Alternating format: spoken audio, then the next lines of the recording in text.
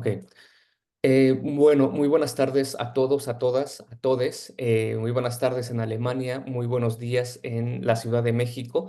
Hoy tenemos el placer y el gusto de compartir con ustedes un panel muy especial porque es de la Universidad Autónoma Metropolitana, la UAM en México, que es una de las universidades más importantes de América Latina, por el cual nos resulta a nosotros muy especial poder compartir con ustedes este espacio y podérselos compartir.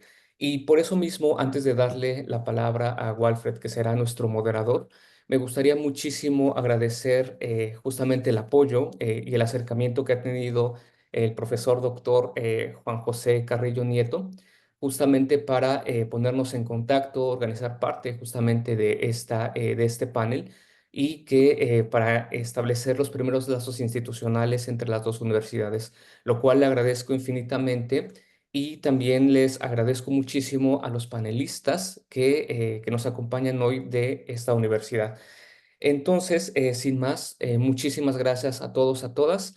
Y para no quitarles más tiempo, porque ahora ustedes son los protagonistas, Walfred, adelante, te cedo la palabra. Muchas gracias.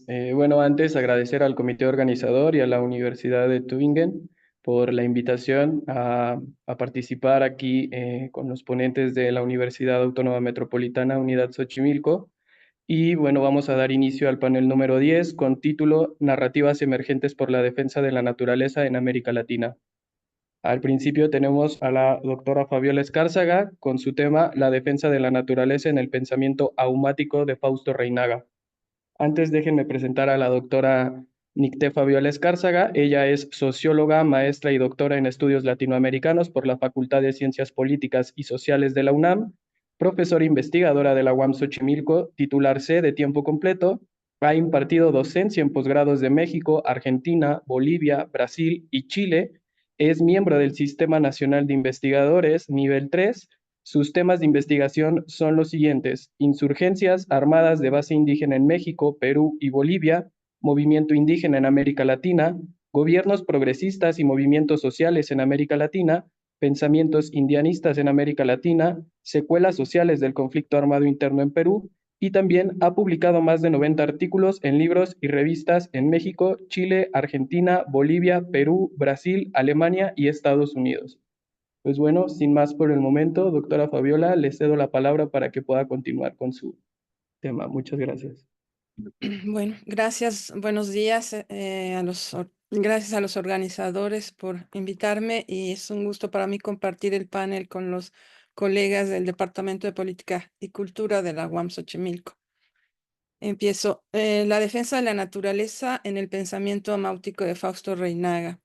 En el año 1974, el intelectual indio Fausto Reinaga publica su libro América, India y Occidente, que marca su giro desde el indianismo hacia el pensamiento amáutico, en el que pasa del plano de la lucha indígena en Bolivia, en que se situaba su indianismo, a una perspectiva universal, contraponiendo la cosmovisión de los pueblos indígenas del continente americano a la del capitalismo occidental. En él señala que la gran diferencia epistemológica entre Occidente y América India es que aquel separa al hombre de la naturaleza, postula dos leyes distintas, una para el cosmos y otra para el espíritu humano, escinde al hombre del cosmos y el ser humano se siente aislado e independiente del cosmos, y de allí nace el individualismo, que produce la propiedad privada, la explotación y la guerra, la destrucción de la naturaleza y de la humanidad. Mientras que la civilización preamericana considera al hombre como parte de la naturaleza, el hombre, como el resto de los elementos de la naturaleza, colaboran entre sí y de ahí surge lo comunitario. En la comunidad indígena se produce para la satisfacción de las necesidades humanas y no para la acumulación de riquezas. Se colabora con la naturaleza y no se la agrede porque la tecnología y la ciencia generada por el hombre se corresponden con las leyes de la naturaleza, no las desafía. Estos conocimientos y formas de organización social son el legado del hombre americano, de la América India a la humanidad, como un proyecto de organización alternativo, que no son las utopías imaginadas por los hombres occidentales, sino realidades existentes y persistentes a pesar de la voluntad de los dominantes occidentales de desaparecerlas. Analizaremos sus aportaciones tempranas en el análisis y difusión de estas ideas y su repercusión en el plano de la acción política indígena en Bolivia y en América Latina, tanto al nivel de las instituciones internacionales y su formulación multiculturalista, como en el ámbito boliviano en la creación de organizaciones indígenas que retoman sus planteamientos y sobre todo en lo que se ha denominado como pachamamismo.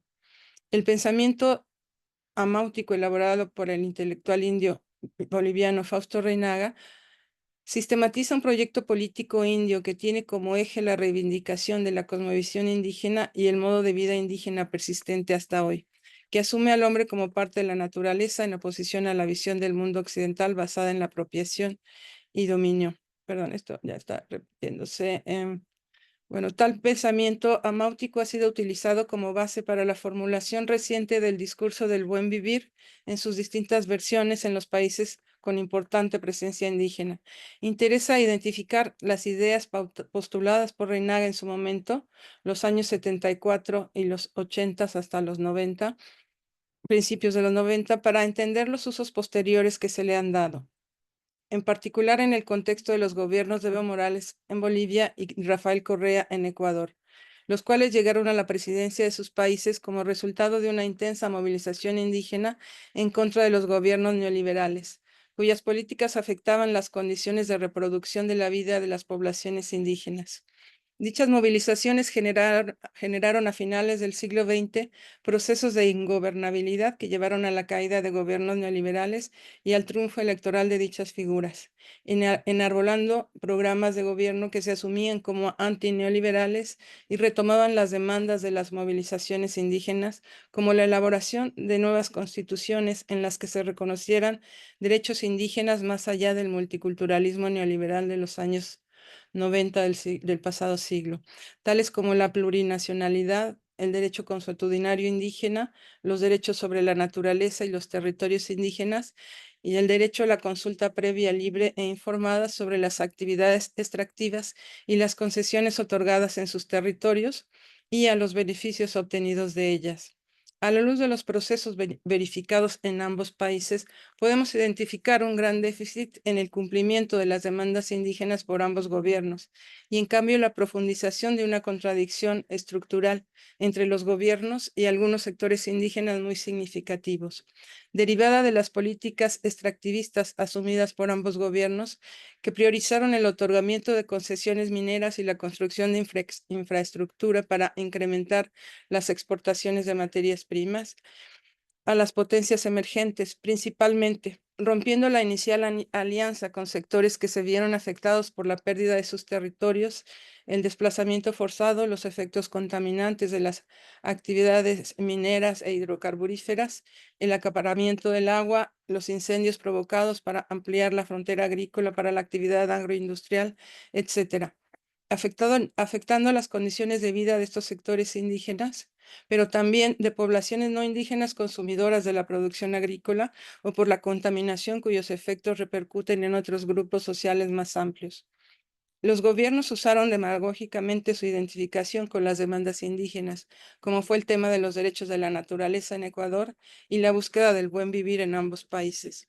Pero en la práctica el compromiso con estos sectores se fue diluyendo. El argumento para justificar una ampliada política extractivista, contraria a las promesas de industrialización de los recursos naturales como el gas en Bolivia y de crear valor agregado, etcétera, en un neodesarrollismo discursivo, fue la necesidad de incrementar las exportaciones para aumentar las divisas disponibles y poder implementar programas asistencialistas para sectores más amplios de la población que los indígenas, los pobres de ambos países, asumiendo que alguien tenía que ser sacrificado en beneficio de las mayorías, y esos eran los indígenas dueños de los territorios afectados. Tenemos pues que ambos gobiernos desarrollaron una política económica extractivista que afectó a diversos sectores indígenas, pero al mismo tiempo se apropiaron discursivamente de las demandas indígenas para dar color a sus gobiernos y afirmar una identidad o identificación con lo popular y legitimarse, cooptar a una parte de los sectores indígenas y neutralizar a los que se opusieron a sus medidas y se movilizaron para revertirlas. En un inicio, los sectores indígenas vivieron este proceso con desconcierto, pues habían votado y apostado por el gobierno indígena y o popular y fueron defraudados. La represión y criminalización de sus movilizaciones fueron crecientes y terminaron por colocarlos en el papel de opositores, enfrentándolos con otros sectores indígenas o campesinos.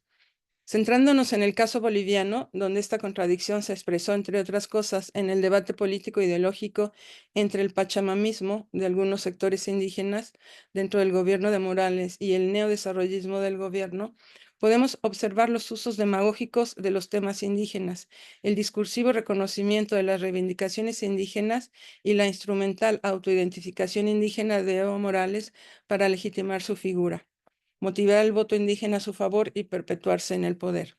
Apropiarse del capital político construido por el movimiento indígena boliviano durante décadas de afirmación identitaria, de una enunciación programática como la de Fausto Reinaga, de la capacidad organizativa desarrollada y de la fuerza política construida a través de la movilización, que lejos de servir para los fines transformadores propuestos por las organizaciones indias, fue apropiada para los fines caudillistas de Evo Morales y la acumulación personal de poder y la pretensión de eternizarse en él, distorsionando un proyecto colectivo, hipotecándolo en beneficio individual. Veremos qué son el indianismo y el pensamiento amáutico de Reinaga y de qué manera se le instrumentalizó. Se les instrumentalizó durante el gobierno de Evo Morales como pachamamismo y buen vivir. El indianismo de Reinaga. Fausto Reinaga nació en 1906 y murió en 1994. En sus 88 años de vida experimentó reiteradas frustraciones políticas originadas en el racismo que en su condición de indio quechua sufrió y pudo experimentar diversos tránsitos. Un nivel de sus tránsitos es el del proyecto político al que adhiere. Inicia como socialista y marxista entre 1930 y 1944. Luego es nacionalista revolucionario entre 44 y 1960, más tarde es indianista entre 1960 y 1974 y finalmente amautista o reinaguista entre 74 y 94. Considerando la matriz epistemológica de sus ideas, podemos identificar dos etapas únicamente, la marxista entre 1930 y 1960 y la indianista entre 1960 y 94. El otro nivel es el de sus tránsitos identitarios. El primero, de desindianización, entre 1924 y 1953, marcado por la formación occidental adquirida a través de la escolarización, a partir de la cual buscó insertarse en el mundo intelectual dominante, pero no lo logró. El racismo se lo impidió. El segundo es el de la reindianización, en el que los fracasos políticos experimentados lo hacen tomar la decisión de de volver a ser indio. En su libro La Revolución India, publicado en 1970, sistematiza el pensamiento indianista que ha sido formulado en sus luchas por diversos dirigentes indígenas. Reinaga recupera ese conocimiento oral e indaga en la historia de la opresión de los indios de Bolivia y en sus insurrecciones. Los peruanos José Carlos Mariate y Luis Valcárcel son autores que contribuyen a la formación de su propio pensamiento y permanecen como la base del mismo, marxista el primero e indigenista el segundo. Los ejes de su discurso indianista son la existencia de dos Bolivias irreconciliables, la mestiza europeizada o chola y la colla autóctona o india, la de los opresores y la de los oprimidos, enfrentadas de manera permanente en una guerra de razas. Retoma de Mariátegui la idea del parasitismo de las élites criollas y de los mestizos subordinados a ellas, que han sido incapaces de desarrollar el capitalismo y de construir un Estado y una nación soberanos frente al dominio extranjero que incluye a los indios. Reivindica, en cambio, la potencialidad y el derecho de los indios para construir su propia nación, el Collasuyo, sustentada en las formas colectivas de organización de la producción que prevalecen en las comunidades indias y la recuperación de las formas de organización socialistas del Tahuantinsuyo. La revolución india que propone no es necesariamente un enfrentamiento violento, porque no quiere sacrificar la vida de los indios. Es sobre todo una revolución de las conciencias que logre el poder para los indios, el gobierno de Bolivia por los indios, que son la mayoría de la población. Su perspectiva radical, descolonizadora y antioccidental se nutrió de los ideólogos de la liberación del tercer mundo como Frantz Fanon, Albert Memmi, Mahatma Gandhi y de los ideólogos de la negritud de Norteamérica. La lectura del psiquiatra de Martinica fue central en el proceso de afirmación indianista, eclipsando en alguna medida la posición tutelar que tuvo Mariátegui hasta ese momento. La primera referencia que hace de él en el libro de 1968, El indio y los escritores de América, donde retoma del negro genial, como lo llama, elementos plasmados en su libro, Los condenados de la tierra que no estaban en su mentor peruano. Reinaga asume con Fanon que la violencia del oprimido hacia su opresor, hacia su opresor, hacia sí mismo y hacia los suyos, es una consecuencia de la violencia inicial del opresor, pero ella es también el medio para reintegrarse a sí mismo. Reivindica la identidad tal como Fanon reivindica la negritud como forma de autoafirmación identitaria y como superación de la estigmatización impuesta por el dominante sobre su ser. Recupera también la convocatoria de Fanon a construir la identidad de los pueblos, a construir la unidad de los pueblos oprimidos de Asia, África y Latinoamérica para liberarse del colonialismo europeo. La lectura del peruano Guillermo Carnero Huck a finales de 1969, quien en su exilio en México conoció la cosmovisión maya y formuló ideas indianistas semejantes a las de Reinaga, le proporcionó a este una perspectiva más amplia que la problemática indígena boliviana, que le permitirá más tarde la recuperación de las cosmovisiones indias como tema central y su confrontación radical con la cosmovisión occidental, desplazando el plano de la lucha política concreta que corresponde al indianismo a un lugar secundario, elementos que marcan su transición desde la etapa indianista a la amáutica. La formulación del pensamiento amáutico. La publicación de América, India y Occidente en 1974 marca su tránsito de la etapa indianista a la amáutica. Una motivación de su tránsito es el desencanto frente al oportunismo que observa también presente entre los dirigentes indígenas con los que participó en diversas iniciativas organizativas en la etapa anterior, amén de que su indianismo ha sido asumido por las organizaciones indígenas como catarismo sin reconocer su autoría ni su autoridad.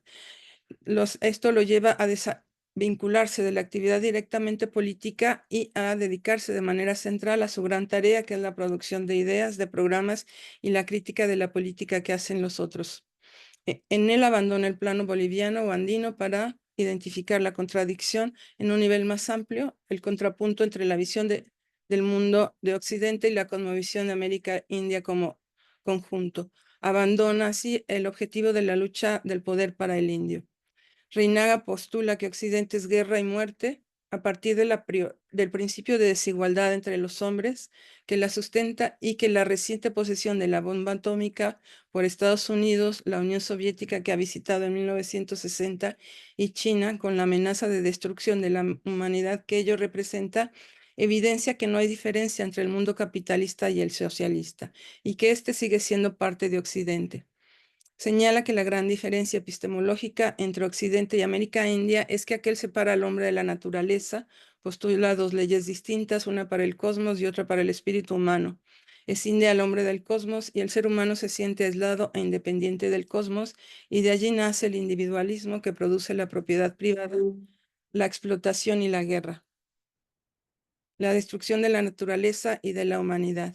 Mientras que la civilización preamericana considera al hombre como parte de la naturaleza, el hombre como el resto de los elementos de la naturaleza colaboran entre sí y de ahí surge lo comunitario. En la comunidad indígena se produce para la satisfacción de las necesidades humanas y no para la acumulación de riquezas. Se colabora con la naturaleza y no se la agrede porque la tecnología y la ciencia generada por el hombre se corresponden con las leyes de la naturaleza, no las desafía.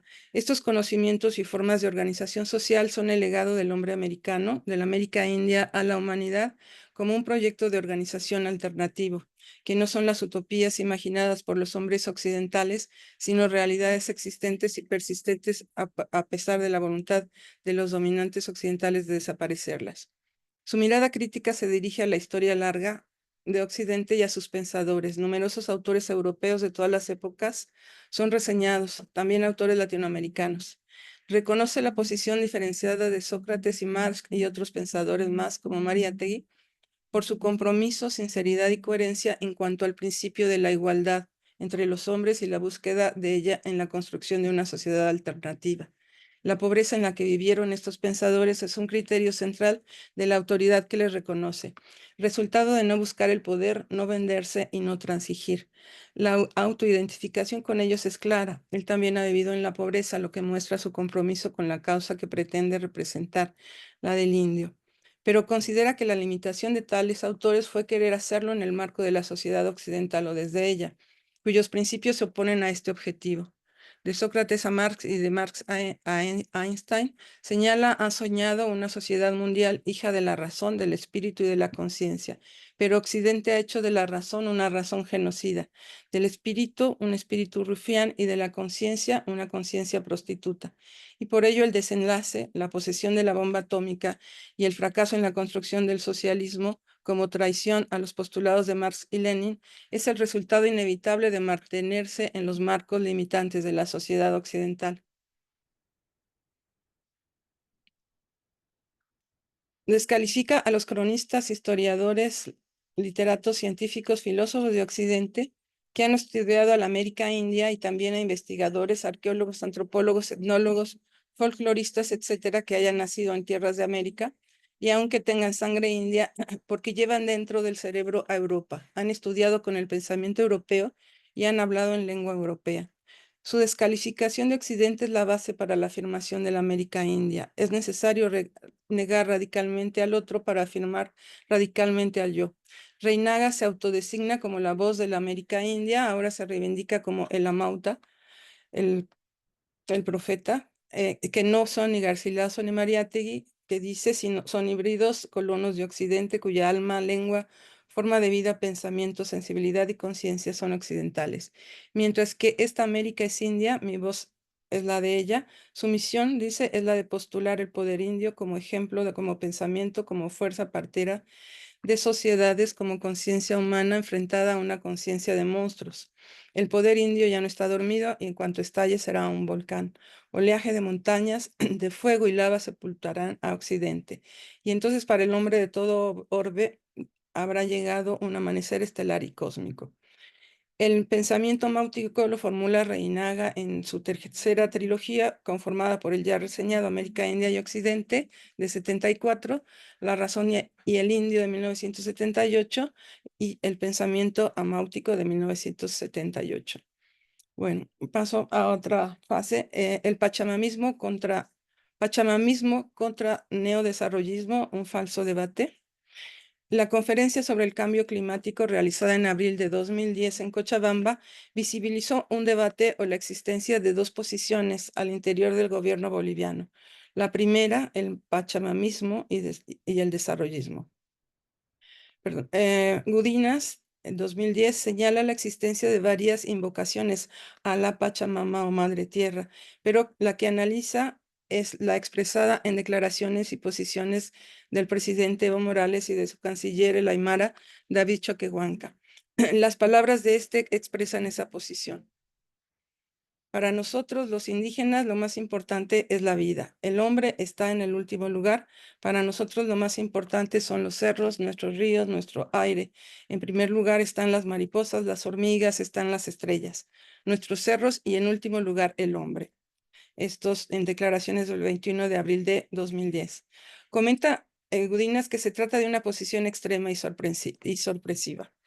La otra posición es la desarrollista representada por García Linera, vicepresidente, y Luis Arce, ministro de Economía, actual presidente de Bolivia, quienes apuntan a maximizar el crecimiento económico del país, promover el ingreso de inversiones, aumentar las exportaciones y captar mayores proporciones de excedentes para sostener los planes y bonos sociales de lucha contra la pobreza, que busca fortalecer el papel del Estado con programas sociales que no solo logran reducir la pobreza, sino legitiman al gobierno como integrante de la tradición histórica de la izquierda.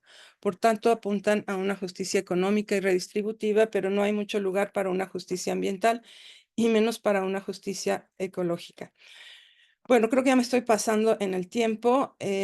Cierro. Hay otros autores que también van a entrar en el debate sobre pachamamismo o desarrollismo, pero el punto es como lo que yo sostengo es que este tema del debate entre pachamamismo y desarrollismo sí es un falso debate porque mantiene, distrae en un punto. El pachamamismo es una exageración, una distorsión del pensamiento amáutico.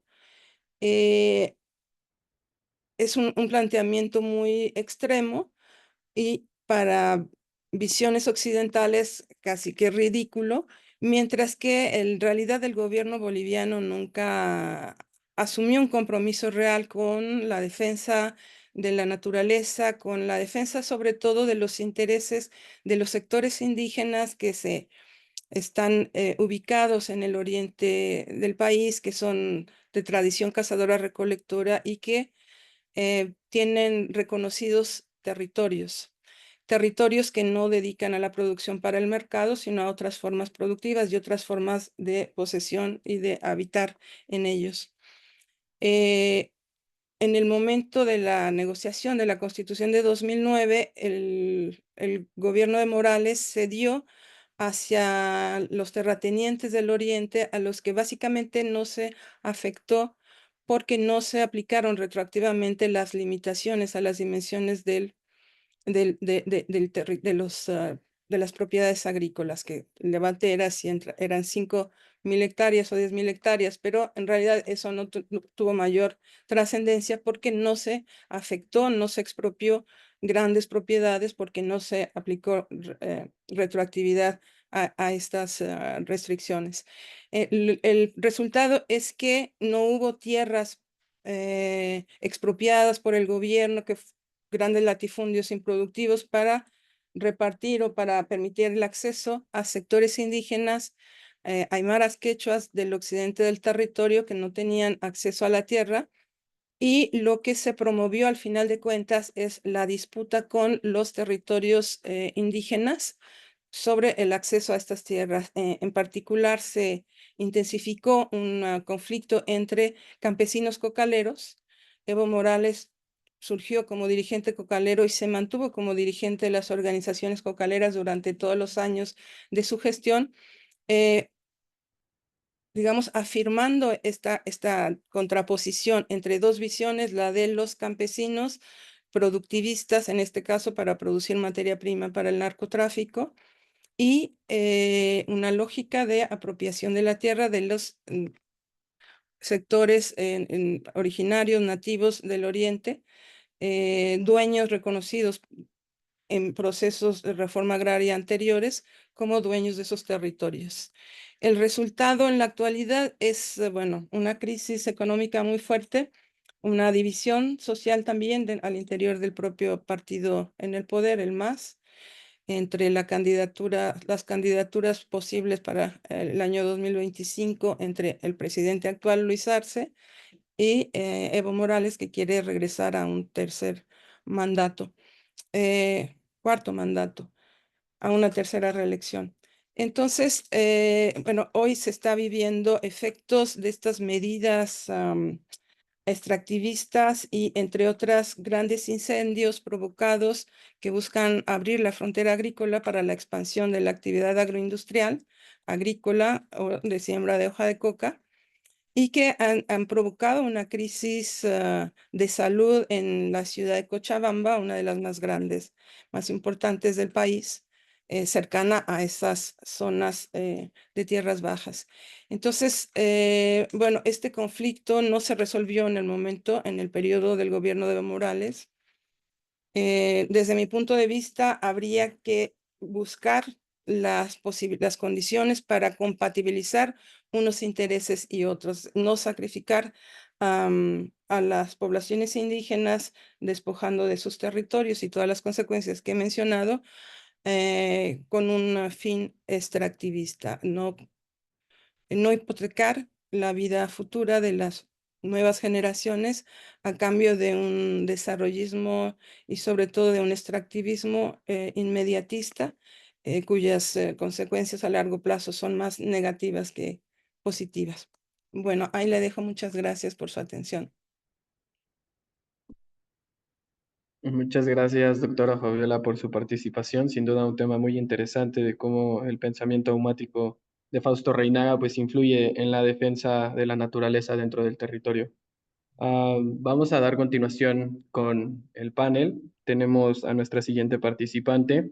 Ella es Rosa Alejandra Citlali Ruiz Hinojosa, con el tema Territorio y región, categorías clave para entender los conflictos ecosociales actuales en América Latina. No sin antes, déjenme presentarla. Ella es la licenciada Rosa Alejandra Citlali Ruiz Hinojosa, joven investigadora egresada de la licenciatura en Política y Gestión Social por la Universidad Autónoma Metropolitana, Unidad Xochimilco. Actualmente cursa el programa de maestría en estudios regionales en el Instituto de Investigaciones Dr. José María Luis Mora, un centro público de investigación y educación superior adscrito al CONACYT de México. Entre 2020 y 2023 se desempeñó como ayudante de investigación en el área de problemas de América Latina y actualmente es profesora en el Departamento de Política y Cultura de la UAM Xochimilco, impartiendo los cursos teóricos de Historia y Sociedad, así como Conocimiento y Sociedad. Actualmente se encuentra desarrollando su tesis de maestría sobre los desafíos de la implementación del proyecto de rescate del lago de Texcoco en el contexto de la cancelación de la construcción del nuevo aeropuerto internacional de la Ciudad de México. Ha presentado ponencias en diversos foros académicos, entre ellos la Academia de Comercio Exterior de Rusia, la Universidad Autónoma de Chapingo, la Universidad Autónoma del Estado de México y la Universidad Autónoma Metropolitana. Sus principales líneas de investigación incluyen derechos humanos y sociales en América Latina, crisis y transformaciones en el capitalismo y causas de la migración centroamericana hacia Norteamérica, así como el territorio en América Latina. Pues bueno, sin duda, te cedemos la palabra. Rosa, adelante con tu tema. Gracias. Bueno, pues muchas gracias. Hola a todos. Buenas tardes para Alemania y buenos días para los compañeros que están en México. Les agradezco mucho la invitación a este panel y agradezco a la Universidad de Tübingen y a la UAM Xochimilco por permitir y difundir este tipo de espacios, ¿no? Hoy voy a hablarles sobre la importancia de las categorías analíticas de territorio y región para el análisis de los conflictos ecosociales activos en América Latina. Quisiera comenzar diciendo que los conflictos ecosociales relacionados con el territorio se han convertido en una problemática cada vez más alarmante, no solo en América Latina, sino en todo el mundo. En esta primera diapositiva presento el Environmental Justice Atlas o EJ Atlas, el cual es un proyecto global que documenta conflictos ecosociales en el cual participan académicos, activistas y miembros de la sociedad civil de varios países, si no es que muy probablemente de todos los países del globo, ¿no? Quienes al día de hoy han registrado 4.199 casos de conflictos socioambientales en nuestro planeta. Este mapa recoge un conjunto muy heterogéneo de conflictos. A primera vista parece que no existe ningún tipo de patrón, ya que está muy saturado. Sin embargo, este mapa es interactivo. Desgraciadamente, aquí tuve que tomar una foto y eso hace que sea más estático, pero es posible separar las capas de los conflictos y así es más sencillo identificar estos patrones. Cada puntito de color documenta un tipo de conflicto. Los puntos negros representan conflictos por extracción de combustibles fósiles, los marrones, conflictos por uso de la tierra, el color verde indica conflictos por la conservación de la biodiversidad, el azul, conflictos por gestión y control del agua, el morado, conflictos por proyectos de turismo y recreación, el gris, conflictos de infraestructura y entorno construido, el verde, conflictos por gestión de residuos, el rojo, conflictos industriales y de servicios públicos, el naranja, conflictos por extracción de minerales y materiales de construcción, y por último, el amarillo, conflictos por generación de energía nuclear. Bueno, este EJ Atlas ha sido una gran herramienta para identificar patrones de concentración de conflictos en diferentes regiones del mundo. No me gustaría tomar demasiado tiempo para analizar el mapa a nivel mundial, pero me gustaría mencionar algunas observaciones que he hecho, ¿no? En diferentes regiones del mundo. Por ejemplo, en África encontramos una gran conglomeración de conflictos de extracción de petróleo y minería. Países como Nigeria, Sudáfrica, la República Democrática del Congo y Uganda concentran una gran cantidad de conflictos. Si nos vamos del otro lado del mundo, en Asia, países como India y China, quienes forman parte de los BRICS, destacan por sus conflictos industriales y por gestión del agua. En Europa hay una alta incidencia de conflictos por proyectos de infraestructura y turismo, y bueno, América del Norte tampoco está exenta, con conflictos asociados principalmente a industrias petroleras y producción de energía nuclear. Entrando un poco más en materia, que es América Latina, podemos identificar conglomerados importantes de conflictos, sobre todo en la Amazonia brasileña, la región andina y la cordillera de los Andes, con predominancia de conflictos por extractivismo minero, gestión del agua y uso de la tierra. De acuerdo con este EJ Atlas, en América Latina se acumulan 1.082 casos, lo que es equivalente al 27% de los conflictos registrados a nivel mundial. Este atlas permite visibilizar la gravedad creciente de estos conflictos y de hecho, bueno, me parece que en julio, que fue cuando inicié con la exploración de este atlas, a la fecha ha crecido la primera vez que lo documenté había 3.967, que fue como por junio, y a la actualidad hay 4.199. Esto representa un crecimiento aproximadamente del 5% en 5 meses. Puede ser que el Atlas se haya vuelto más famoso y se estén documentando más conflictos o que efectivamente estén creciendo. Bueno, ahora bien, me gustaría explicar por qué el Atlas documenta conflictos y no proyectos. Me gustaría traer a la conversación a Joan Martínez Alier, uno de los impulsores de este proyecto, quien plantea que los conflictos no son meras tensiones ecológicas, es decir, que no solamente tienen una dimensión medioambiental, sino que son luchas por la justicia ambiental de las comunidades afectadas. En su obra El ecologismo de los pobres, Alier profundiza en esta perspectiva, explicando que muchas comunidades involucradas, aunque económicamente desfavorecidas, tienen una relación sostenible y profundamente arraigada con sus territorios. Y bueno, el documentar estos conflictos busca visibilizar las problemáticas ecológicas y documentar resistencias y demandas de justicia de quienes reciben los impactos ambientales más significativos. Para mí este enfoque ha sido fundamental para mi investigación, ya que permite reflexionar sobre la dimensión territorial de los conflictos a partir del papel que juegan las comunidades en la defensa de sus entornos. La observación de este atlas y específicamente la observación de los patrones en América Latina me ha llevado a indagar en dos debates teóricos distintos, ¿no? El primero gira alrededor de la categoría de territorio, de la categoría analítica de territorio, y el segundo sobre la categoría de región. En cuanto a la primera, me parece que es indispensable reconstruir esta categoría de territorio desde el enfoque latinoamericanista, ya que este puede variar sustancialmente dependiendo de la latitud donde se utiliza. Durante los últimos años, la categoría de territorio ha cobrado una gran relevancia en la visión latinoamericana y sobre todo y en otros países periféricos o del sur global debido a tres principales causas. La primera es que esta categoría logra romper con antiguas categorías de análisis utilizadas desde enfoques dominantes. En segundo lugar, debido a que busca describir, identificar y analizar de manera específica los procesos de transformación que sufre la superficie de la Tierra y las relaciones humanas que se viven en los territorios, y bueno, específicamente en América Latina.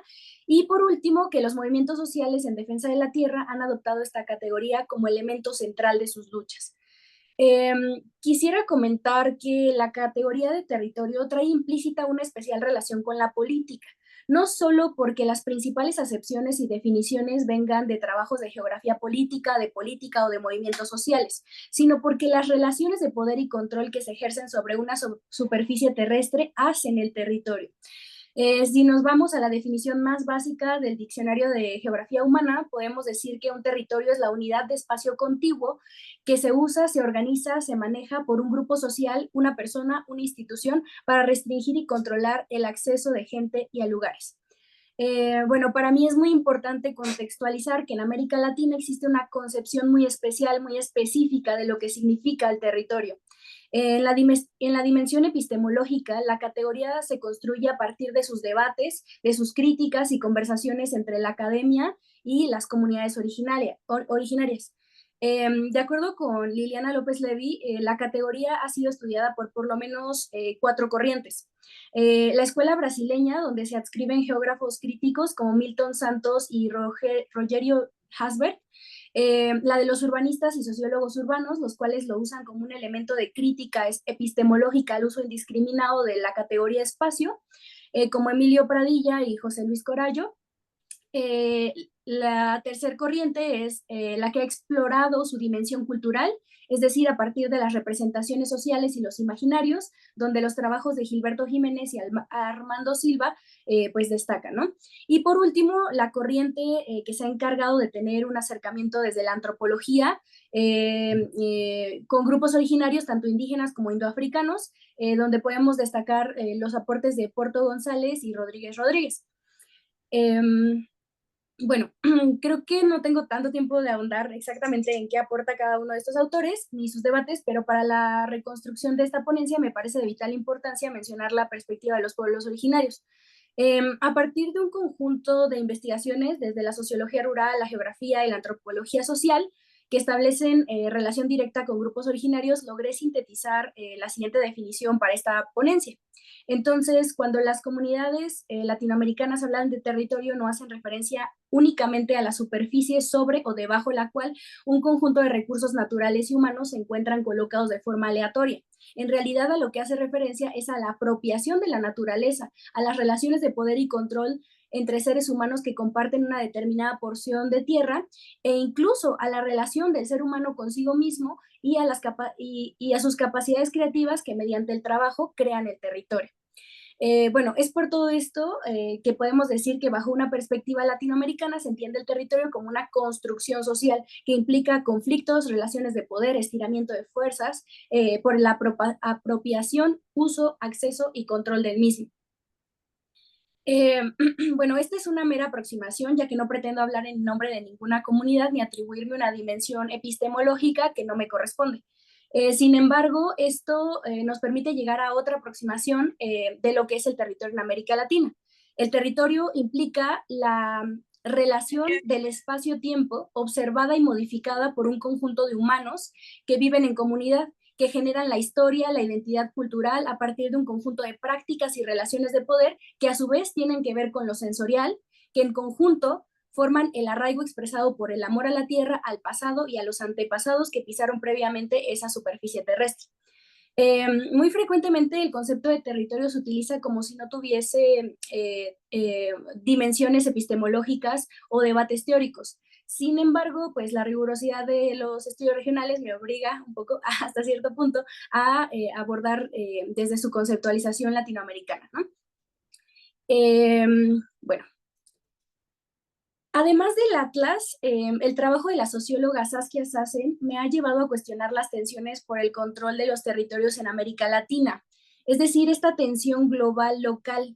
Me ha puesto a pensar si esta es una simple continuación del colonialismo o del extractivismo o si estamos frente a algo distinto.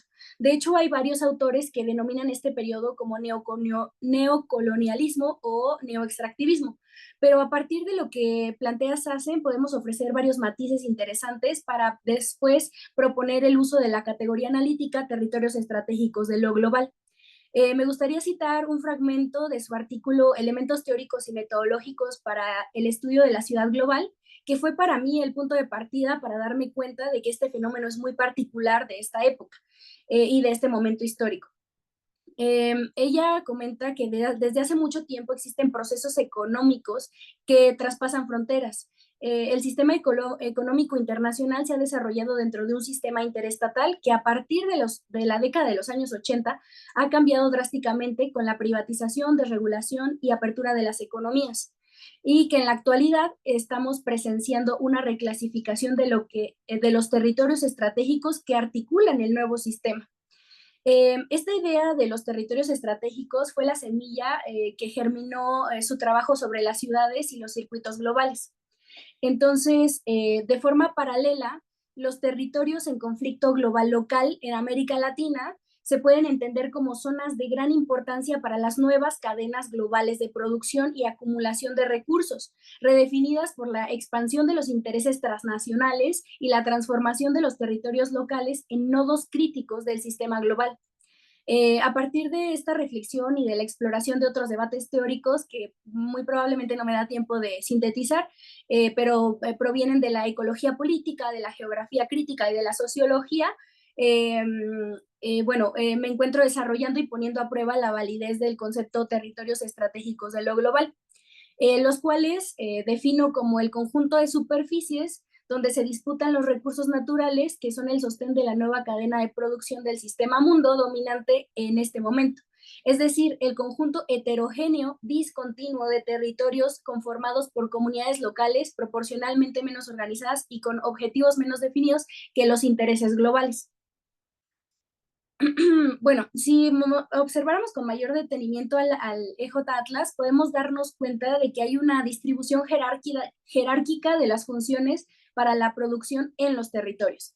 Entonces, esta categoría analítica de los territorios estratégicos de lo global nos permite observar de qué manera estos territorios latinoamericanos se insertan en la cadena productiva transnacional, además de que al combinarlo con un análisis geopolítico podemos observar un panorama en el cual las relaciones de poder global condicionan la organización económica y ecológica de los territorios latinoamericanos, resultando en una distribución desigual de los beneficios y los costos del desarrollo.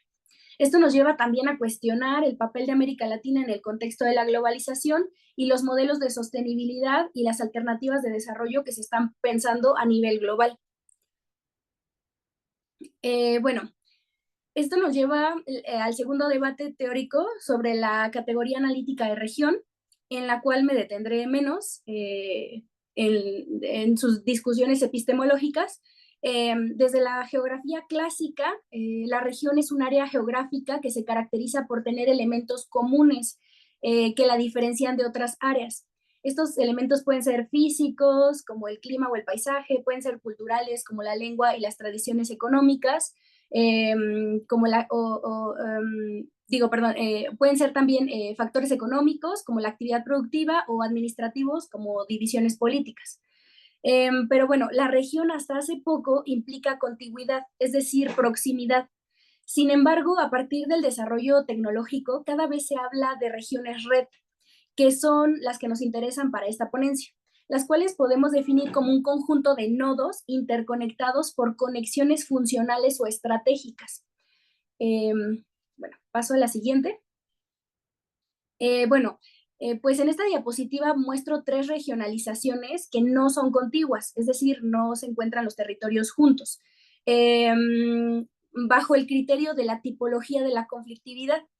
En la primera imagen a la izquierda se encuentran regionalizados los territorios estratégicos de lo global por proyectos extractivos mineros, los cuales representan un primer nivel de conflictividad, es decir, que hay una mayor conglomeración de conflictos. En medio se encuentran los territorios estratégicos de lo global por el control del agua, los cuales ocupan un segundo nivel de conflictividad. Y por último, a la derecha se encuentran los territorios estratégicos de lo global de infraestructura y entorno construido, los cuales son indispensables para la logística y conectividad del capital.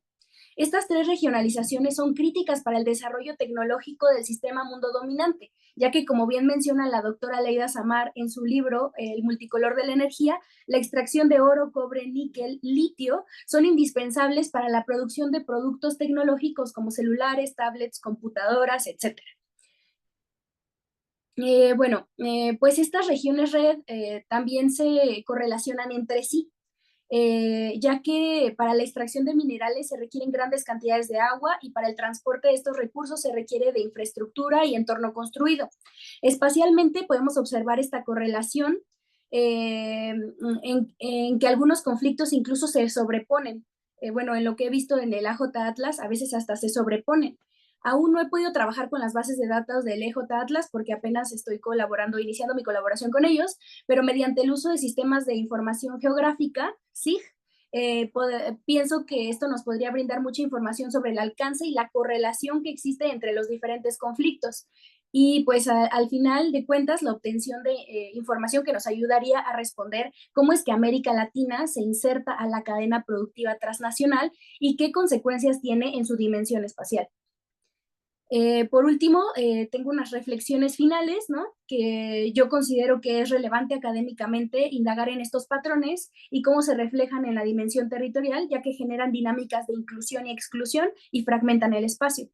El análisis que surge de este uso de esta categoría permite explorar las redes transnacionales que ejercen tensiones sistemáticas sobre territorios heterogéneos conformados por comunidades locales. Y por último, que esta nueva regionalización en red de los territorios pone en discusión otras regionalizaciones comúnmente usadas en la academia, como norte y sur global, occidente y oriente, que resultan insuficientes para estudiar con detalle los efectos que ciertos fenómenos tienen sobre una o varias superficies determinadas bajo el contexto de la globalización. Y pues bueno, hasta ahí queda mi presentación. Les agradezco mucho su atención y ya.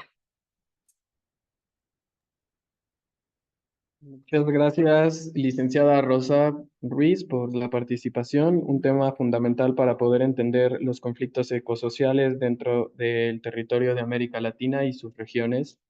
Para darle continuidad al panel, voy a eh, presentar a continuación a Jesús Daniel Gómez Ramírez, quien nos hablará sobre la protección al medio ambiente durante el siglo XXI, la integración de los derechos de la naturaleza en la política energética mexicana. Antes voy a permitir leer la semblanza. Él es licenciado en Política y Gestión Social por la Universidad Autónoma Metropolitana, Unidad Xochimilco, maestro en Políticas Públicas por la misma institución y se ha desempeñado como ayudante de investigación de la Maestría en Políticas Públicas, Problemas de América Latina, así como analista de datos.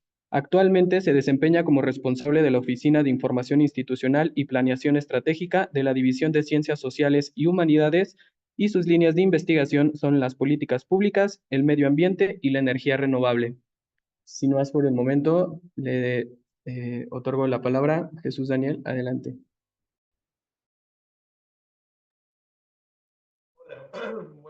Buenos días a los compañeros que se encuentran acá en la Ciudad de México.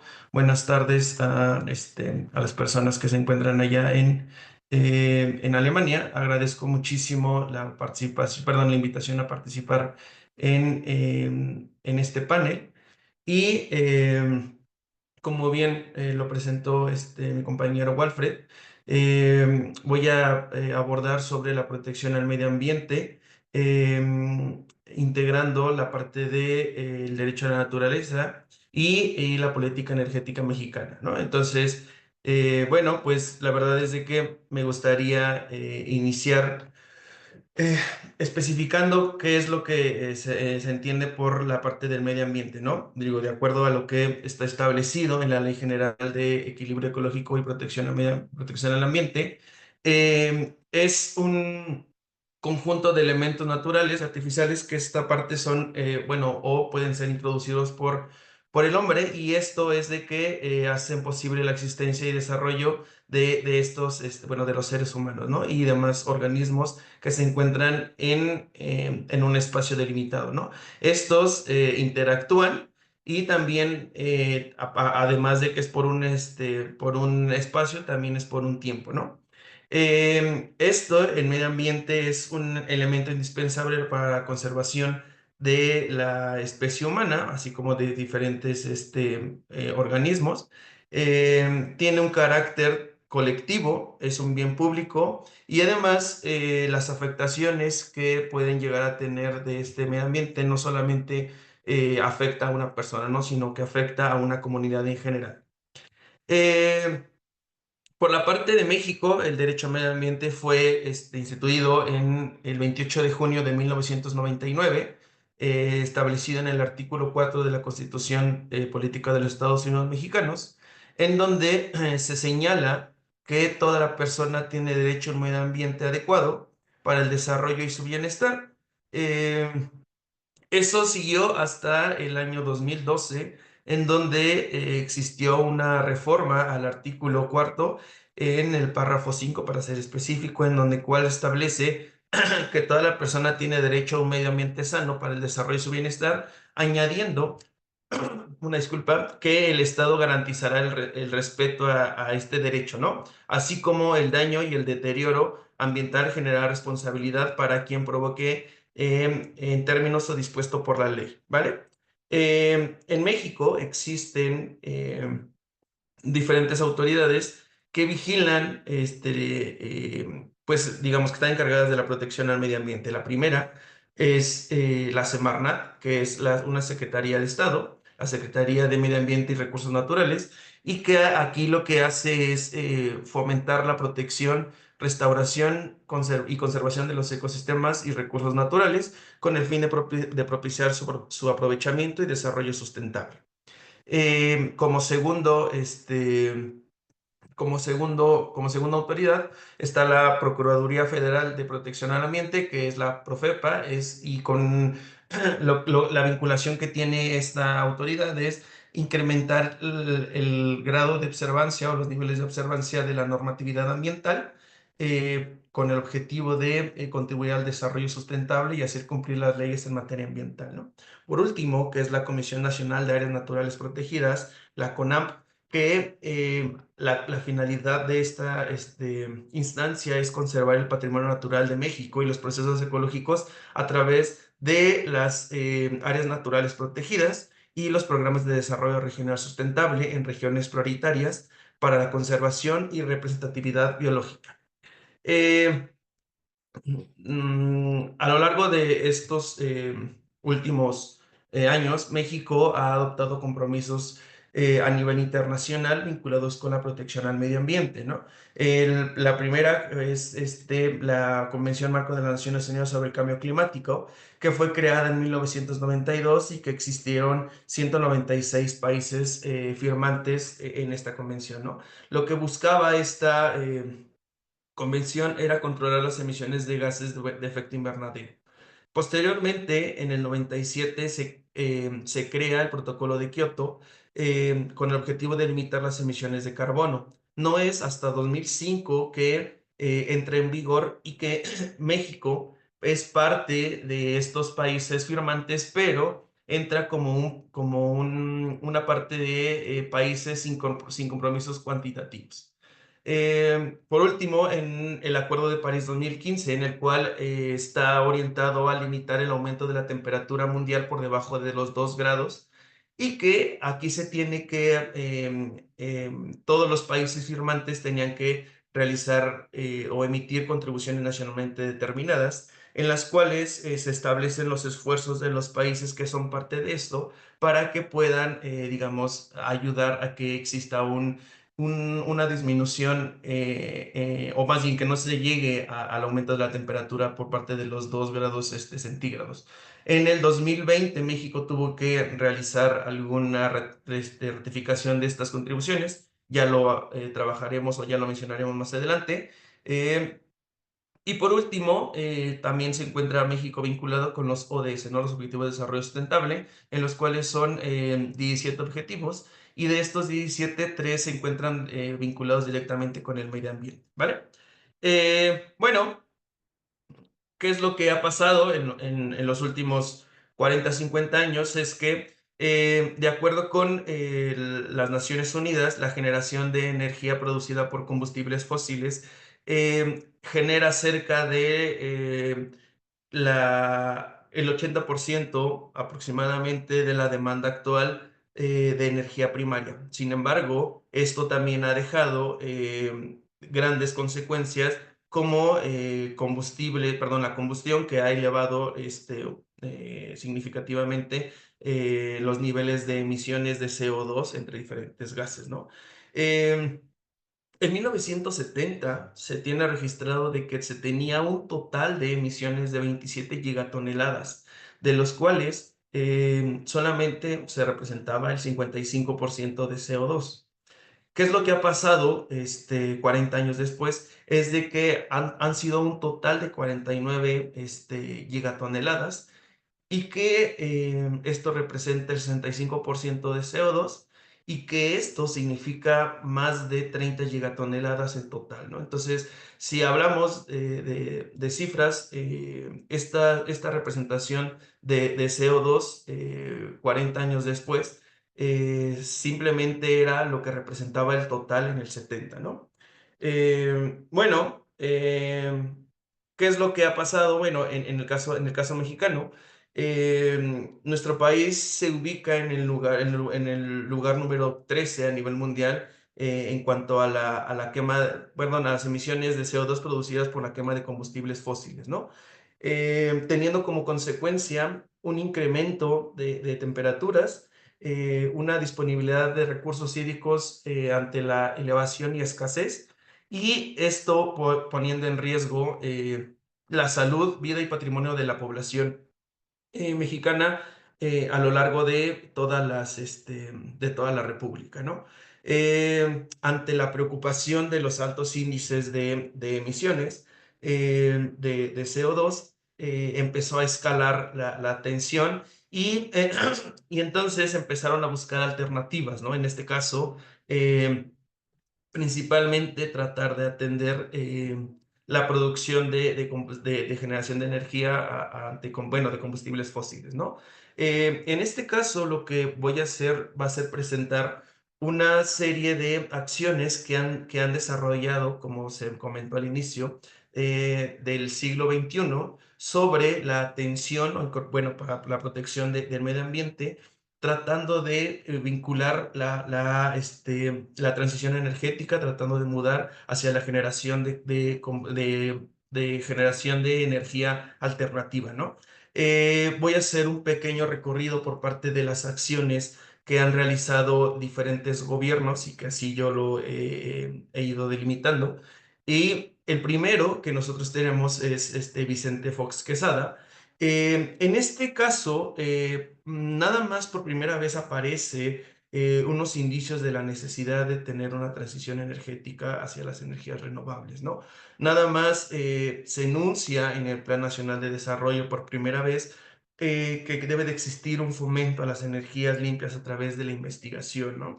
Se crea el Instituto Nacional de Energía y Electricidad limpia para la realización de investigaciones aplicadas y un desarrollo tecnológico en la innovación. Se empiezan a dar los primeros proyectos vinculados con la cooperación internacional a través del Banco Mundial y el Fondo para el Medio Ambiente, el GEF. Y entonces, como ya lo comentamos anteriormente, se firma acá o se vincula el protocolo de Kioto, firmando como un país sin compromisos, ¿no? Entonces, por primera vez en el escenario mexicano se empieza a presentar una alternativa como una posible respuesta ante las crecientes emisiones. Posteriormente, en el sexenio de Felipe Calderón, aparece la construcción de un marco normativo, ¿no? Eh, ¿A qué me refiero con esto? Se crea, bueno, se instaura la Ley General de Cambio Climático, la Ley de Aprovechamiento de Energías Renovables y Financiamiento de la Transición Energética, como la primera ley orientada hacia la parte de la transición energética. Existe una ley para el aprovechamiento sustentable de energía, una ley de promoción y desarrollo para los bioenergéticos. Por la parte de los instrumentos programáticos que fueron identificados durante esta parte, es que empieza a tomar un poco más de peso el Plan Nacional de Desarrollo, donde no nada más es a través de la investigación, sino a través de diferentes programas, se pueda orientar la parte del uso de las energías renovables. Se crea el Programa Especial de Cambio Climático y nace el INEC, el Instituto Nacional de Equilibrio Ecológico y Cambio Climático, no, Instituto Nacional de Ecología y Cambio Climático, perdón, como una instancia para generar investigaciones y que pueda ayudar a generar informes para la ayuda en la toma de decisiones, ¿no? De igual manera, es la primera vez que se instaura una estrategia nacional, la ENTENEACE, que es la Estrategia Nacional de Transición Energética y Aprovechamiento Sustentable de la Energía en México, con el objetivo de impulsar políticas, programas y acciones vinculados hacia la mayor utilización de las fuentes de energía renovable, ¿no? Empiezan a tener empiezan a aparecer los primeros fondos públicos especializados como el de CONACYT, SAGARPA, Fondo de Cambio Climático, Fondo para la Transición Energética, derivado de la ley instaurada, y es la primera vez, como lo comento, que se empiezan a etiquetar recursos destinados exclusivamente para este objetivo, ¿no? Y lo que se puede ver es de que la intención de acá, a través de la estrategia, era tener una transversalidad de las políticas públicas. la primera vez que se destinan recursos públicos y empieza a existir un incremento en la cooperación internacional, ¿no? Digamos, ya habíamos mencionado la parte de proyectos con el Banco Mundial, la parte del Fondo del Medio Ambiente, pero también está la GIS, la Agencia Alemana para el Desarrollo, y el Banco Interamericano de Desarrollo, ¿no? ¿Qué es lo que sucede en el sexenio de Enrique Peña Nieto? Es que existe una reforma a la Constitución Política, en donde existe una reforma específica en la que se pueda, solamente se queda, perdón, para el gobierno la transmisión y distribución de servicio, más no la generación. Entonces la generación se amplía hacia los privados y, digamos, para tratar de que exista una disminución en los costos y también que se pueda producir a través mayor, digamos, a través de mayor cantidad de energía renovable. También existe la creación de la ley de energía geotérmica y la ley de industria eléctrica, y se crea la ley de transición energética que esta asume o, digamos, absorbe la ley la ley de aprovechamiento de energía renovable y financiamiento, y la ley, perdón, y la ley de aprovechamiento de la energía. Y esta lo que busca es tener mecanismos de promoción hacia las energías limpias, ¿no? Se crea otra estrategia, la transición para promover el uso de las tecnologías y combustibles limpios. Se crea un programa especializado en la transición energética y empiezan a tener programas públicos orientados hacia la transición energética. La mayor cantidad que son identificadas esas acciones de tanto normativas programáticas son acciones económicas, ¿no? Entonces, con proyectos de financiamiento, existen becas, perdón, existen programas de becas tanto nacionales, bueno, exclusivas solamente por el gobierno, tanto becas orientadas hacia la generación de conocimiento orientado hacia la promoción de la energía renovable con vinculación internacional. Y también se empiezan a introducir diferentes instituciones internacionales para poder generar diferentes proyectos, ya sean orientados hacia la promoción, mayor uso o desarrollo de las energías renovables, ¿no? Eh, Durante este sexenio se habla a través de que puede existir una transición energética o la búsqueda de una transición energética, ¿no? A través de la reforma energética, orientando y tratando de que exista mayor participación en los procesos para los privados, dejando solamente exclusivos algunos para la parte del Estado mexicano, y que se pueda expandir esta generación de energía, ¿no? Vemos que existe cierta continuidad a través de los diferentes, anteriores mandatos. ¿Qué es lo que sucedió a través de lo que pasó con la llegada de Andrés Manuel López Obrador? Eh, no fueron identificados algunos fortalecimiento en el marco legal. Inclusive existieron acciones como la reforma, perdón, la iniciativa a la reforma de la ley de la industria eléctrica, en donde esta trataba de limitar la participación de los privados para la generación de energía, ¿no? Eh, lo que se busca, o lo que se buscaba durante este mandato, era que existía, en el Plan Nacional de Desarrollo no se menciona como tal algo relacionado a las energías renovables, más que impulsar el desarrollo de la incorporación de poblaciones y comunidades a la producción de energía renovable, siendo un poco contraproducente porque muchos proyectos que fueron cancelados en este sexenio estaban orientados hacia las comunidades, ¿no? También existe el discurso de fomentar la generación por parte de Petróleos Mexicanos y Comisión Federal de Electricidad, aunque esta generación de energía sea principalmente a través de combustibles fósiles. Por la parte de los instrumentos económicos, existió una eliminación de fondos y fideicomisos y existió una reducción significativa de cooperación internacional.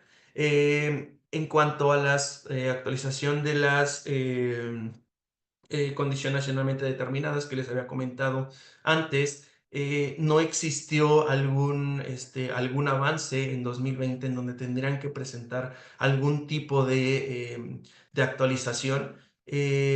Nada más trataron de intervenir en algunos sectores, pero fueron exactamente las mismas que fueron presentadas en 2015-2018, no recuerdo. Se menciona que se iba a mencionar, perdón, se anuncia que tenía un compromiso en el Acuerdo de París, en donde al menos se llegaría al 35% de energía limpia en 2024 y el 43% en 2030. Sin embargo, obviamente eso no se logró y existía la parte de este discurso de una soberanía energética fortaleciendo la parte de Petróleos Mexicanos y Comisión Federal de Electricidad a través de que solamente se les trataba de revisar los procesos, de los diferentes procesos que le fueron quitados de alguna forma.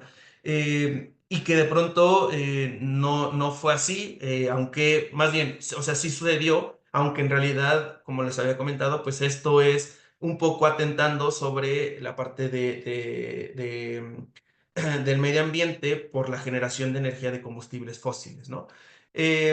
Ahora, ¿qué es lo que sucede con la actual presidenta de México? Como tal, como sabemos, pues acaba de entrar el 1 de octubre como presidenta, de lo que se menciona relacionado al medio ambiente, menciona que que se quiere tener una república soberana con energía sustentable, que se busca promover la electromovilidad.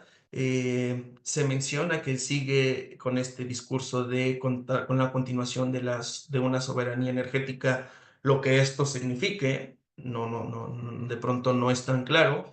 El objetivo de tener para 2030 el 45% de la participación de las energías renovables, y que exista una reforestación y rescate de bosques, selvas, garantizando el cuidado del medio ambiente, biodiversidad y recursos naturales.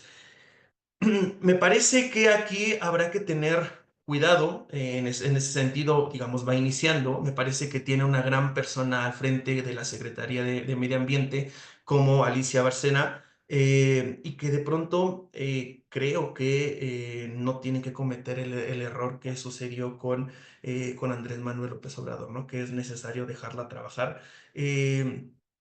Digo, de nosotros que conocemos un poco a Claudia, ella estudió relacionado a las energías renovables, es, eh, es científica ambientalista y entonces, perdón, es científica ambiental y tiene un doctorado en en ingeniería energética, ¿no?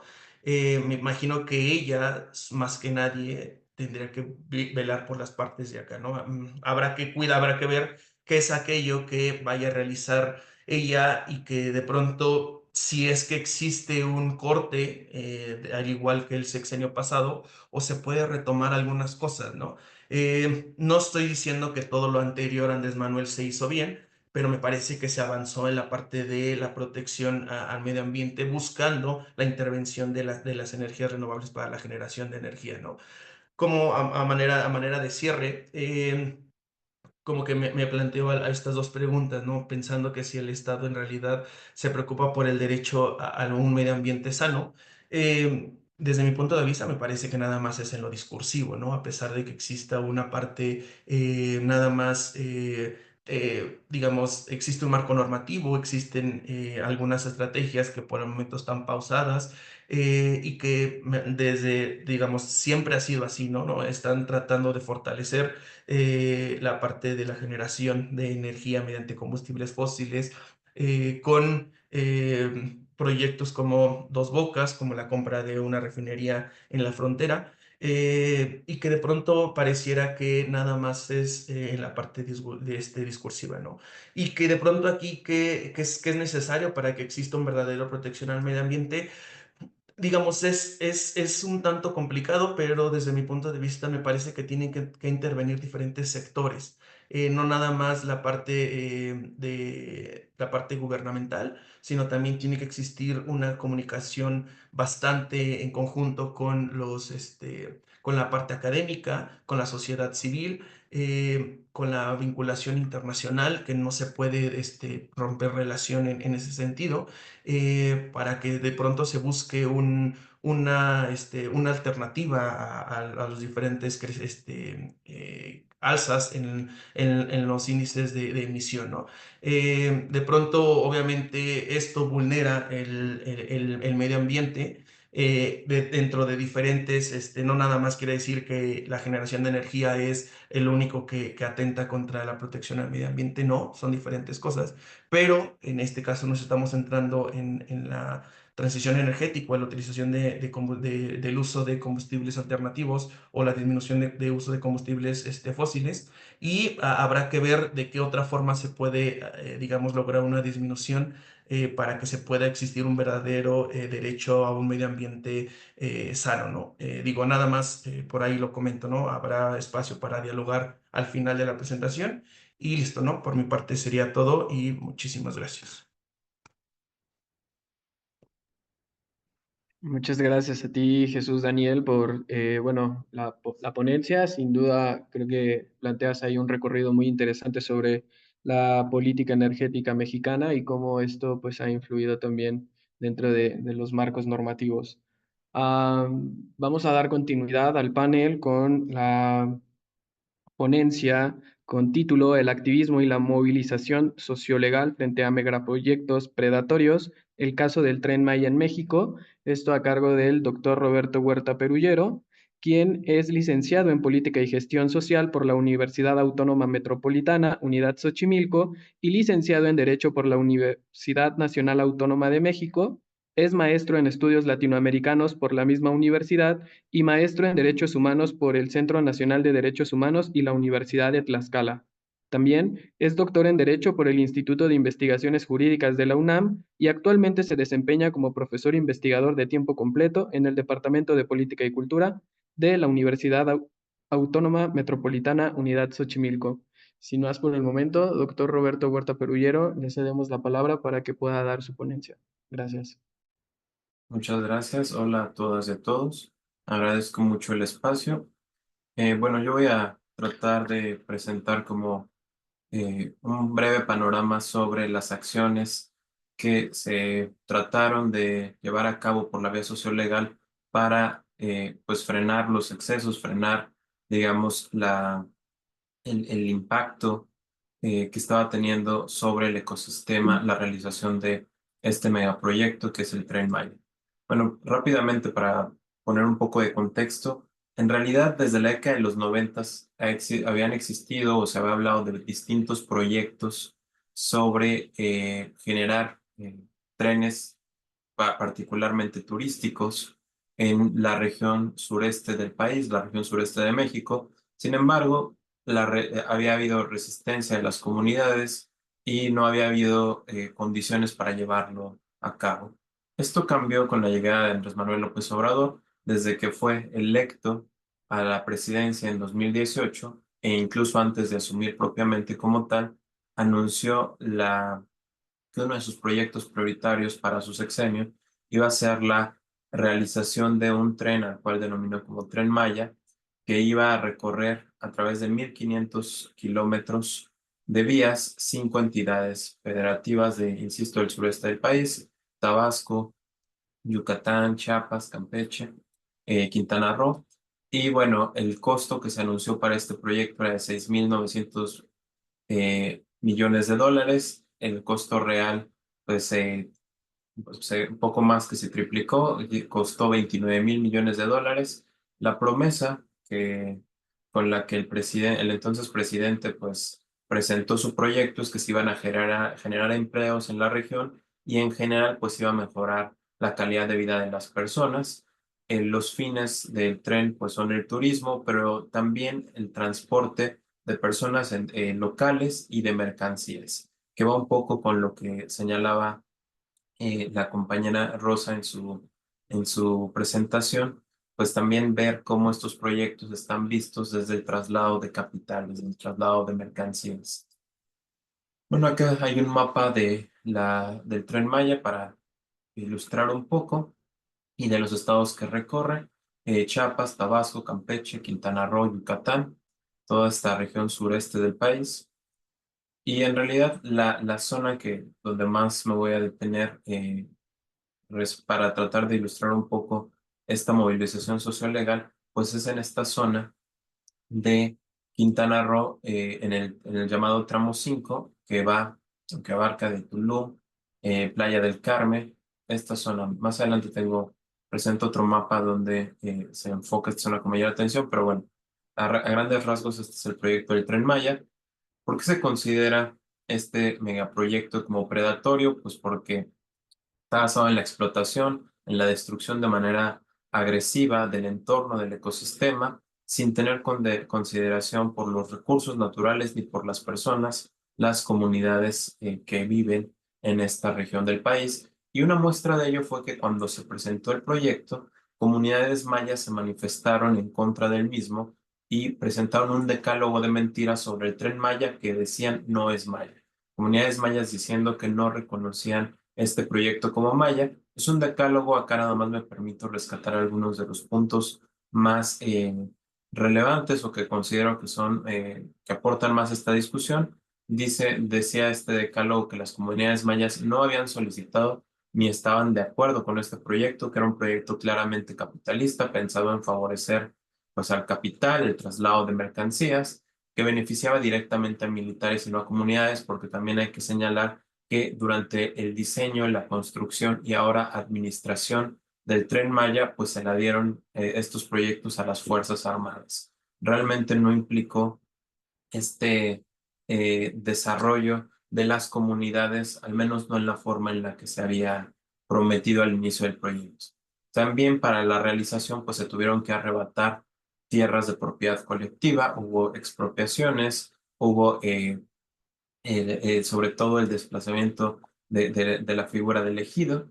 En este decálogo también se mencionaba que utiliza y folclorizaba el legado maya con fines turísticos y que no se respetaba con este proyecto a la madre naturaleza, se violentaba la selva, se promovía la sobreexplotación de los recursos naturales y en general no se respetaba sus sitios sagrados. Entonces, desde aquí, digamos, estaba la oposición social, la oposición comunitaria hacia el proyecto.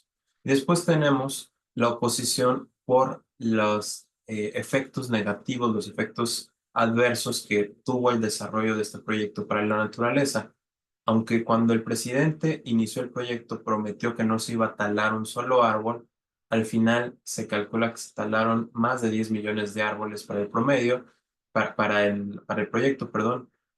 Hubo daños irreversibles a los sistemas de agua dulce de la región, se contaminó con diésel el agua limpia, se ha producido desabasto de agua, se ha amenazado a la fauna, en particular a los jaguares que habitan en esta zona. El ruido es excesivo, además que se produjo tanto durante el desarrollo de la infraestructura como con el funcionamiento del propio tren, afecta a distintas especies, en particular ambientalistas han documentado cómo esto afecta la orientación de los murciélagos y en general se produjo un deterioro irreversible en cenotes, cuevas inundadas y ríos subterráneos, particularmente de la zona de Yucatán y de Quintana Roo. Y como les decía, este es el punto más, eh, digamos, el punto que más llamó la atención de los ambientalistas, que es el tramo 5, que va de Playa del Carmen a Tulum, en Quintana Roo, de este lado. Bueno, creo que no se alcanza a ver el cursor. Eh, ¿Por qué fue el punto de principal preocupación? Porque la ruta del Tren Maya en esta zona incluía zonas de selva, ecosistemas costeros, sistemas de cavernas subterráneas, cenotes. Entonces, las afectaciones que iba a producir no solamente el desarrollo de infraestructura, sino el movimiento del tren ya en funcionamiento, pues iban a generar daños irreparables para el ecosistema.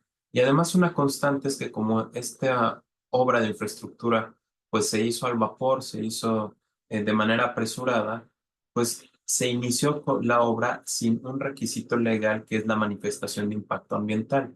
Para desarrollar cualquier obra de infraestructura se tiene que generar una evaluación en la que se trate de pronosticar, de indicar cuál sería el daño que causaría al ecosistema, al medio ambiente y cuáles son las acciones de mitigación que se tomarían pues, para evitar justo estas afectaciones. Estas obras iniciaron sin las manifestaciones de impacto ambiental, tampoco se consultó a las comunidades que habitan en la zona y como les decía, pues hubo un proceso de expropiación y despojo de tierras. Se calcula de que esto llegó a más de 1 millón de metros cuadrados.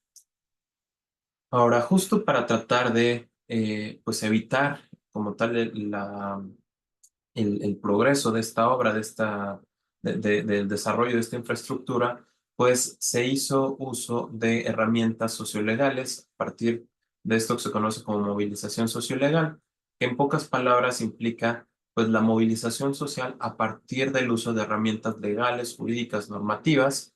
En particular, lo que vamos a ver en México es la promoción de juicios de amparo, que es un juicio que tenemos en México para pues la protección de violaciones a nuestros derechos humanos, de abusos por parte de las autoridades. Entonces lo que vamos a ver es el uso de este tipo de juicio de amparos por parte en particular de organizaciones no gubernamentales, asociaciones de derechos humanos y comunidades locales, con la finalidad de a través de litigios estratégicos tratar de detener pues, los avances de esta obra.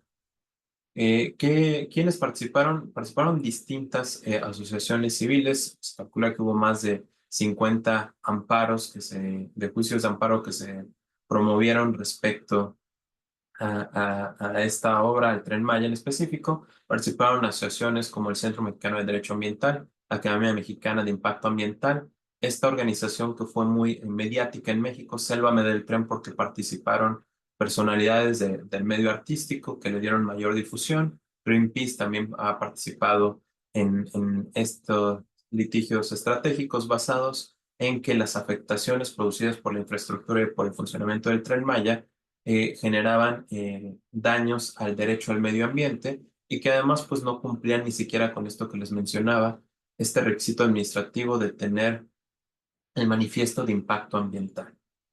¿Qué se consiguieron con los amparos? Suspensiones de carácter temporal, digamos, mantener la obra, el desarrollo de la infraestructura suspendido temporalmente. Y lo que hizo el gobierno como respuesta, pues fue rediseñar algunas secciones en particular de este tramo 5. Digamos, para no suspender por completo el trabajo, lo que fueron haciendo es replantear la ruta sobre la marcha, pero nuevamente, al no contar con estas evaluaciones de impacto ambiental, pues simplemente trasladaban el daño hacia otras zonas de la región. Digamos, esto fue por una parte para tratar de esquivar los juicios de amparo, pero además el gobierno pues ha tenido respuestas mucho más severas. En primer lugar, lo que teníamos durante el sexenio pasado era esta conferencia diaria del presidente de la República, Andrés Manuel López Obrador, donde hablaba de diversos temas y en distintas ocasiones pues se manifestó en contra de las organizaciones de la sociedad civil que promovían estos juicios de amparo para proteger a la selva, para proteger los ecosistemas. Acá simplemente reproduzco una de tantas declaraciones del presidente donde decía que eran pseudoambientalistas, que habían agarrado la supuesta defensa de la naturaleza como negocio, que solamente buscaban chantajear. Y digo, esto es simplemente una de muchas declaraciones del presidente menospreciando la labor de ambientalistas que buscaban, insisto, proteger la región. Y posteriormente, durante este sexenio, lo que vemos es que el presidente emite un decreto en donde señala que sus obras prioritarias, que no fue únicamente el Tren Maya, sino otras como el aeropuerto Felipe Ángeles, la refinería de Dos Bocas, entre otros proyectos, se determinan como proyectos de seguridad nacional. Y esto implicaba que las otras dependencias y entidades de la administración pública debían de otorgar autorizaciones provisionales, incluso sin cumplir con las medidas necesarias para ello, y con esto evitaba como tal, pues, digamos, la detención del proyecto por cuestiones administrativas como la ausencia de la manifestación de impacto ambiental. A través de un decreto busca pues burlar todos los requisitos que tendrá que cumplir cualquier obra de infraestructura en el país y también de esta manera pues dejar sin argumentos los amparos que se promovían por carecer de este tipo de documentación. Y posteriormente fue más allá, también aprovechando que pues tenía su partido mayoría, o bueno, su partido y aliados mayoría en el Congreso mexicano, aprovecharon para modificar la ley de amparo con la finalidad de que los jueces se vieran impedidos eh, a suspender sus obras prioritarias, en particular, pues concretamente el Tren Maya. Entonces, aunque, acá les pongo un extracto de la reforma, aunque una norma evidentemente violenta de derechos humanos no puede tener en la sentencia del juez efectos generales. La sentencia de amparo no podía ya ordenar como tal la suspensión de estos proyectos. Entonces, en líneas generales, lo que hemos tenido por parte del gobierno, pues es una respuesta pues cada vez más, eh, más agresiva frente a los intentos de movilización social y sociolegal para detener este tipo de proyectos. Y bueno, para concluir y no pasarme del tiempo, eh, como conclusión, pues aunque el litigio estratégico ha sido utilizado en particular durante la última década de manera exitosa para defender sobre todo a comunidades de abusos gubernamentales, esto se ha vuelto mucho más complicado en los últimos años, concretamente a partir de el uso de la ley por parte de gobernantes en su favor, tales como este decreto y la modificación de la ley de amparo para reducir pues, los alcances del litigio estratégico, de la movilización sociolegal, y también recordar que aunque la ruta legal es importante, no es suficiente si no está acompañada de la movilización legal. Y algo que hizo, creo, de manera exitosa el gobierno anterior, pues fue desincentivar la movilización social para frenar este proyecto a partir de la desacreditación de las organizaciones, de los movimientos sociales, pues que buscaban frenar su desarrollo o al menos que se replanteara en términos que no fueran tan agresivos para los ecosistemas de la región y para el medio ambiente en general. Presidente, no podemos negar que pues tuvo una popularidad muy alta durante la mayor parte de su administración y aprovechó esto para pues posicionar su proyecto como un interés que iba a generar mayores beneficios para la comunidad y por lo tanto, insisto, desacreditar pues aquellas organizaciones que pues trataron de defender la explotación de la región. Y bueno, con esto concluiría. Muchas gracias por su atención.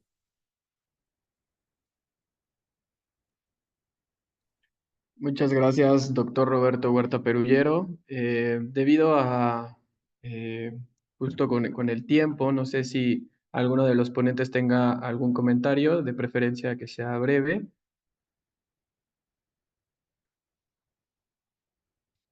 Bien, de no ser así, entonces vamos a dar por terminada la mesa, agradeciendo nuevamente al comité organizador y también a la Universidad Tübingen y también en nombre del doctor Juan José Carrillo Nieto y la Universidad Autónoma Metropolitana Unidad Xochimilco, daremos por cerrado el panel número 10 titulado Narrativas emergentes por la defensa de la naturaleza en América Latina. Muchísimas gracias a todos por su participación. Y bueno, Sí, muchas gracias a todos, a todas.